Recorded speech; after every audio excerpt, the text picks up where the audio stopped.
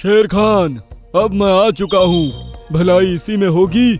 अब तुम जंगल को मेरे ऊपर छोड़ दो। शरारती भालू और अक्लमंद हाथी।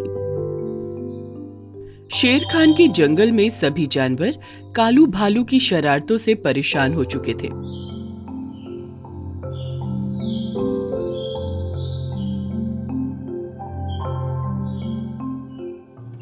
जब उनके सब्र का बांध टूट गया तो उन्होंने उसको शेर खान के सामने पेश किया। शेर खान, हम कालू भालू की रोज रोज की हरकतों से परेशान हो चुके हैं। इसने हमारी नाक में दम कर रखा है शेर खान। शेर खान, इसकी वजह से कई बार मेरा घोंसला टूटा और मेरे बहुत से अंडे इसकी वजह से फूटे भी हैं। तुम लोग मुझ पे बेवजह का इल्जाम लगा रहे हो। मैं तो सिर्फ थोड़ा बहुत हंसी मजाक करता हूँ। मजाक करना कोई क्राइम तो नहीं है। कालू भालू, तुम जंगल में रह रहे हो, शहर में नहीं। अगर तुम्हारी हंसी मजाक से जानवरों को तकलीफ हो रही है तो तुमको सजा मिलेगी। सभी शेर खान को ध्यान से देखने लगे। मैं तुमको इस जंगल से चले जाने का हुक्म देता हूँ। आज शाम होने तक जंगल की सरहद से पार निकल जाना। इसी में तुम्हारी और सबकी भलाई है। उसकी बात सुनकर कालू भालू को बहुत बुरा लगा, लेकिन वो शेर खान का हुक्म टाल नहीं सकता था। इसलिए वो शाम होने से पहले ही जंगल से निकल गया।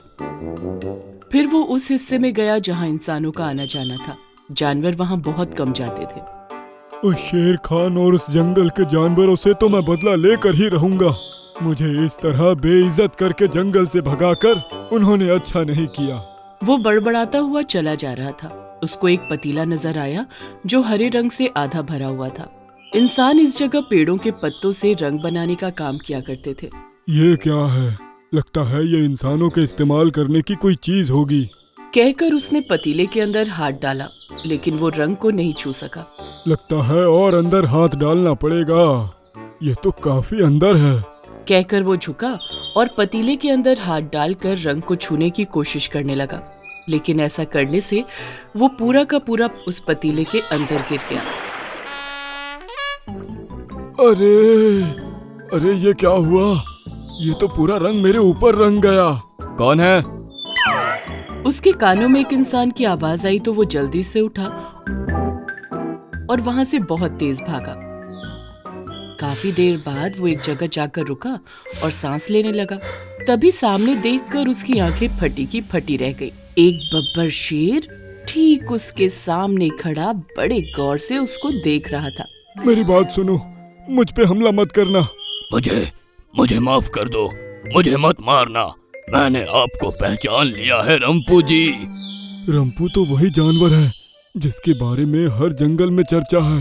एक ऐसा जानवर जो अकेले ही कई शेरों तक को मार दिया करता था। लेकिन ये मुझे रंपू क्यों समझ रहा है? सोचकर उसने खुद पर अच्छे से ध्यान दिया।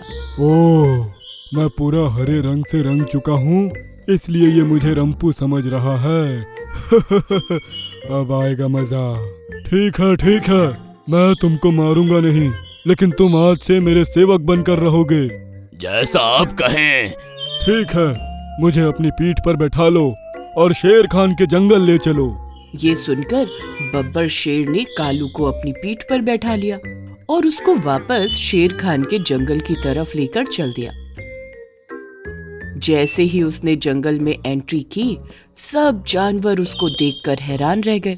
हरे रंग के जानवर को बब्बर शेर की सवारी करते देख वो सभी उसको रंपू समझने लगे। जंगल में ये बात फैल गई कि रंपू जानवर जंगल में आ चुका है। शेर खान भी उसको देखकर हैरान रह गया। शेर खान, अब मैं आ चुका हूँ। भलाई इसी में होगी। अब तुम जंगल को मेरे ऊपर छोड़ दो। तुम इस जंगल को छोड़कर चले जाओ। शेर खान, तुम देख ही सकते हो कि बब्बर शेर भी उससे डरता है। इसको अपनी पीठ पर लिए घूमता है, तो भला तुम उससे कैसे जीत सकते हो? सुनकर शेर खान सोचने लगा कि अभी उसके चुप रहने में ही भलाई है, इसलिए वो आगे कुछ नहीं बोला। अब पूरे जंगल पर कालू भालू का राज हो गया। उसने सभी जानवरों को अपनी सेवा में लगा लिया। वो शेर खान से अपने पसंद का शिकार करवाता और खुद मजे से उसको खाता। रोजाना अपने मनोरंजन के लिए हाथी और गैंडे की लड़ाई करवाता। पक्षियों को भी तरह तरह की परेशानियां देने लगा। इसी तरह काफी दिन गुजर गए। एक दिन छोटू हाथी का दोस्त रामू हाथी पास ही के जंगल से उससे मिलने आया। जब से ये रंपू हमारे जंगल में आया है, हमारा जीना दुश्वार हो गया है। हर बात में उसकी मनमानी हमें बर्दाश्त करनी पड़ रही है। ये तुम क्या कह रहे हो? रंपू जानवर तो पिछले कई महीनों से हमारे जंगल में रह रहा है। आज सुबह ही उसको फॉरेस्ट ऑफिसर पकड़कर शहर ले गए हैं। उसी की खुशी में हमारे जंगल में एक पार्टी होने वाली है, जिसके लिए मैं तुमको इनवाइट करने आया था। अगर वो पकड़ा जा चुका है तो हमारे जंगल में कौन है? वो जरूर कोई बहरूपिया है। छोटू ने उसी टाइम शेर खान, टीनू चिड़िया, रेंचो गैंडे और कई जानवरों को मिलने बुलाया और उनको सब कुछ बता दिया। अगर वो कोई और है तो हम उसको पहचान क्यों नहीं पा रहे? मैंने एक बात नोटिस की है, उसका रंग दिन ब दिन हल्का होता जा रहा है। जरूर वो हरा रंग उसने अपने शरीर पर लगा रखा है, जिससे हम उसको पहचान नहीं पा रहे। लेकिन वो बब्बर शेर भला उसको अपनी पीठ पर लिए क्यों घूमता है? मतलब वो भी उसकी सच्चाई नहीं जानता, लेकिन अब हम एक प्लान करेंगे, उससे उसकी असलियत सामने आ ही जाएगी। कहकर छोटू ने सबको अपना आइडिया बताया, जिसको सुनकर सभी खुश हो गए। रंपू महाराज, छोटू हाथी आपसे लड़ना चाहता है। उसने कहा कि वो आपको खत्म करके ही रहेगा, उसको गुलामी बर्दाश्त नहीं। सुनकर कालू भालू डर गया, लेकिन अपने डर को छिपाते हुए बोला, वो छोटू हाथी मुझे क्या मारेगा? उसको तो मेरा नौकर ही मार देगा। ठीक है, आप मेरे साथ चलिए। रेंचो गेंडा कालू भालू को अपने साथ लिए तालाब के किनारे पहुंच गया। वहां प्लान के मुताबिक सभी जानवर जमा थे। रंपू, अपनी सवारी से उतरो और मेरा सामना करो। मैं तुझ जैसे छोटे जानवर से नहीं लड़ूंगा, तुम्हारे लिए तो मेरा नौकर ही काफी है। सुनकर बब्बर शेर उस पर हमला बोलने ही वाला था, लेकिन उससे पहले ही छोटू हाथी ने तालाब में अपनी सूंड डालकर उसमें पानी भरा और फिर बब्बर शेर के ऊपर बैठे हुए कालू भालू पर पानी की धार मार दी। तभी उसके ऊपर चढ़ा सारा रंग उतर गया और वो अपने असली रूप में आ गया। कालू भालू तुम? क्या मैं इतने दिनों से एक कालू भालू को पीठ पर लिए घूम रहा था? कहकर उसने एक झटका मारा और कालू भालू को जमीन पर गिरा दिया। मुझे माफ कर दो, मैं तो बस मजाक कर रहा था। तुम कभी नहीं सुधर सकते कालू।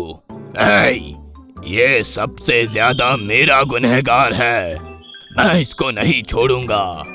सुनते ही कालू भालू वहाँ से भागने लगा और बब्बर शेर उसके पीछे लग गया। बचाओ यार, माफ कर दो। कोई मुझे बचाओ।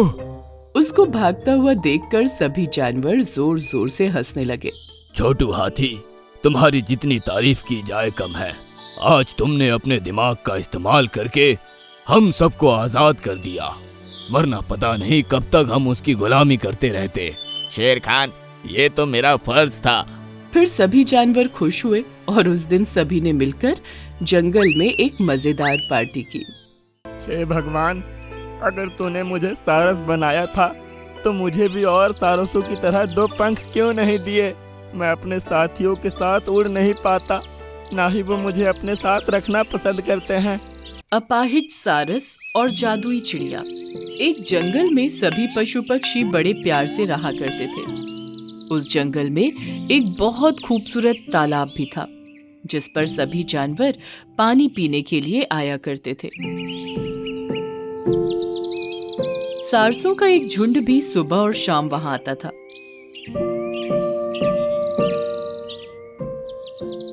लेकिन एक सारस था जो कि दिन और रात वहीं भटकता रहता था।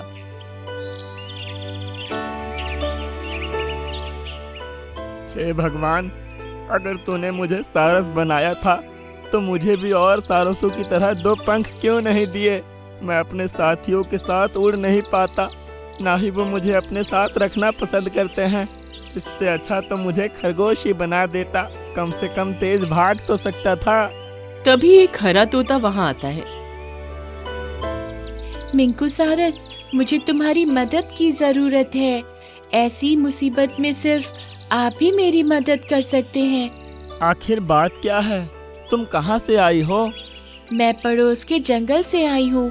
मैंने सुबह ही एक अंडा दिया था, लेकिन बदकिस्मती से मेरा अंडा घोंसले से लुढ़क कर एक ऐसे गड्ढे में गिर गया है जो कि बहुत बारीक और गहरा है।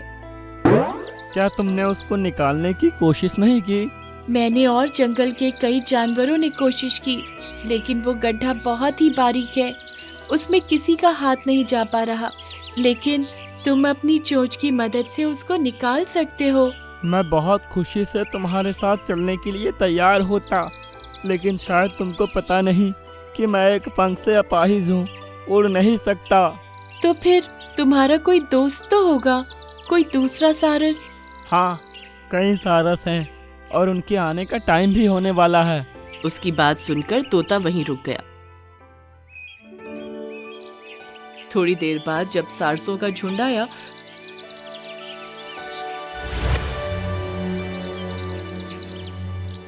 तो उस तोते ने सभी से मदद के लिए कहा। तुम्हारा जंगल तो बहुत दूर है, हम में से कोई वहाँ नहीं जाना चाहेगा। मेरा अंडा अगर उसी गड्ढे के अंदर फूट गया तो मेरा बच्चा उसी में पड़ा पड़ा मर जाएगा। प्लीज आप में से कोई मेरे साथ चलिए। हम उस तरफ जाते ही नहीं, और वैसे भी तुम इस जंगल की नहीं हो। हम तुम्हारी मदद के लिए भला इतनी मेहनत क्यों करेंगे? ये तुम लोग कैसी बातें कर रहे हो? इसके बच्चे की जिंदगी का सवाल है। अगर तुमको इसकी इतनी ज्यादा फिक्र हो रही है तो तुम ही क्यों नहीं चले जाते? उड़ नहीं सकते तो चल कर चले जाओ, पैर तो तुम्हारे पास भी है ना। इतना कहकर पूरा झुंड वहां से उड़ गया।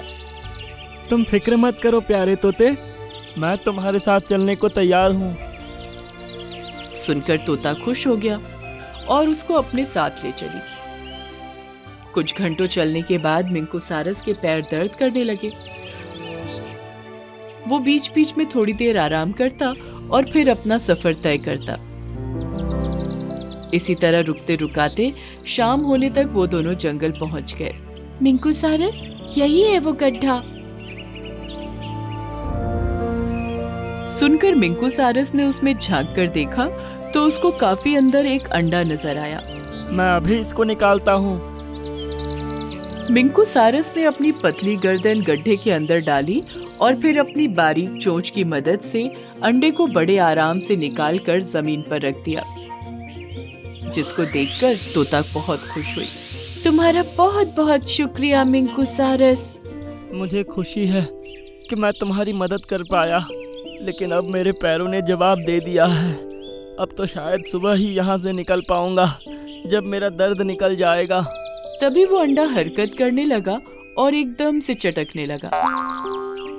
अगले ही पल उसके अंदर से एक नीले रंग का चूजा बाहर निकला। देखते ही देखते वो चूजा अपनी मम्मी चिड़िया के आकार का हो गया और उड़ने लगा। ये देखकर मिंकू सारस चौंक पड़ा। हाँ? ये कैसा जादू है? तुम तो अभी पैदा हुए हो, एकदम से बड़े हो गए और अभी से उड़ने भी लगे। ये सब कैसे हुआ? अब तुमको चलकर जाने की जरूरत नहीं पड़ेगी। इस जंगल से तुम अपने पंखों पर उड़कर जाओगे। हाँ? भला मैं उड़कर कैसे जा सकता हूँ? मेरा तो एक ही पंख है। अभी तक जो कुछ भी मैंने किया वो सब इन्हीं के कहने पर किया था। ये अंडा भी मेरा नहीं था। मुझे साफ साफ बताइए कि आप लोग कौन हैं और आपका मेरे पास आने का क्या मकसद था? हम दोनों जादुई पहाड़ी पर रहते हैं। आज सुबह जब मैं अपने ध्यान में बैठा था तब मुझे तुम्हारी आवाज़ सुनाई दी। किस तरह तुम भगवान से अपना दूसरा पंख निकालने की दुआ कर रहे थे। फिर तोता मेरे ही कहने पर कोई पक्षी दुखी दिल से भगवान से कुछ मांग रहा है। तुम उसके पास जाकर उसका इम्तिहान लो। अगर वो दिल का अच्छा हुआ तो हम उसकी ख्वाहिश ज़रूर पूरी करेंगे। फिर मैंने तोता से कहा, तुम्हारे पास गई और तुम्हारा इम्तिहान लिया। मुझे खुशी है कि तुम अपने इम्तिहान में पास हुए। ये सुनते ही मिंकू सारस खुश हो गया। अब ये लो अपना इनाम। कहकर उसने अपने पंख जोर से फड़फड़ाए और मिंकू सारस के ऊपर से 2-3 चक्कर काटे। कुछ जादू सा हुआ और तभी मिंकू सारस का दूसरा पंख भी निकल आया। अपने पंखों को इस्तेमाल करो मिंकू सारस। सुनकर उसने पंख फड़फड़ाए और फिजा में उड़ गया। उसने 1-2 चक्कर घूम घूम कर लगाए और वो उस वक्त बहुत खुश हुआ। अरे वाह, ये है, यस, अब मैं भी उड़ सकता हूँ। फिर वापस उनके पास आया। आप दोनों का बहुत बहुत शुक्रिया।